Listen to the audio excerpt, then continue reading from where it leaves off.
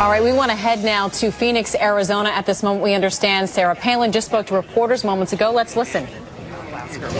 You're notably not ruling out. Well, right now I cannot even imagine running for national office in 2012. And I say that, though, of course, coming on the heels of an outcome that I did not anticipate and had not hoped for. But this being a chapter now that is closed, to unite all Americans, get together and help with this new administration being ushered in. Policies that have got to help this nation keep us secure.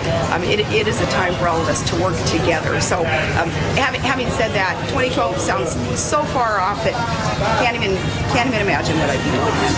One more question about the election that just ended yesterday.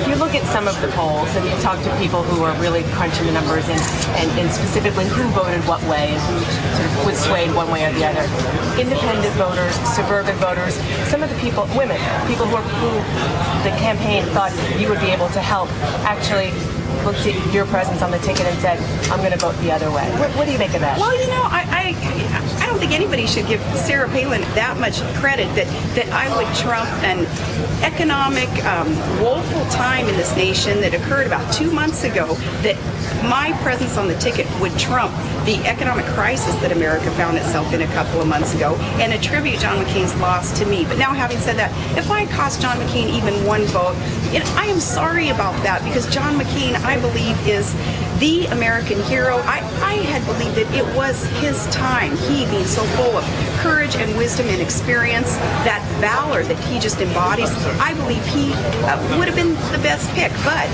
that is not the Americans' choice at this time. And realizing that, again, it's time to move forward, move on. I certainly am not one to ever waste time looking backwards, pointing fingers and playing the blame game. I'm not going to participate in that at all.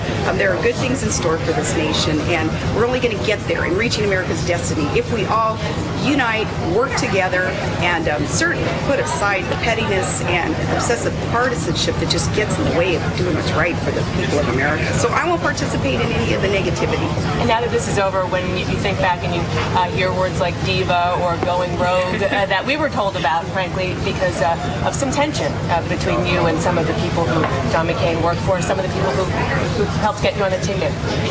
Can you tell us a little bit more now that this is over about some of the tension? Well, it is absolutely false that there's been any tension, certainly from my part or my family's part. And in fact, my family who is surrounding me here, they know me, they know my values, what I stand for, they know my work ethic, they know that certainly there is absolutely no diva in me. In fact, we laugh about that criticism, and if only people come on up and travel with us to Alaska and see this diva lifestyle that I supposedly live or would demand, because it's just false. But again, I'm not going to participate in any of the negativity. Some people may choose to go there, but it will be based on false allegations that is a criticism that ever there were demands on my part or my family or my supporters' parts that were unreasonable or would hurt the campaign. It's false. Where to now? Heading back to Alaska tonight, and I'm anxious to, kind of get back into a more normal routine with the kids in school and with the Anchorage office and the Juneau governor's office also. I'm ready to receive more attention there. It's been very invigorating and energizing working full-time as a governor while participating in this presidential campaign. I think some people may have lost sight of that too, that, it's been quite a busy schedule, logistically especially. And now to get back into more of a normal routine, putting all of my attention there to the people of Alaska, whom I'm accountable to. I look forward to this. Thank you, Governor. Okay, Appreciate your time. Thank you so for much. stopping. Appreciate you. All right, Governor Sarah Palin returning to Alaska, she says. That was just a few moments ago in the lobby of the Biltmore Hotel.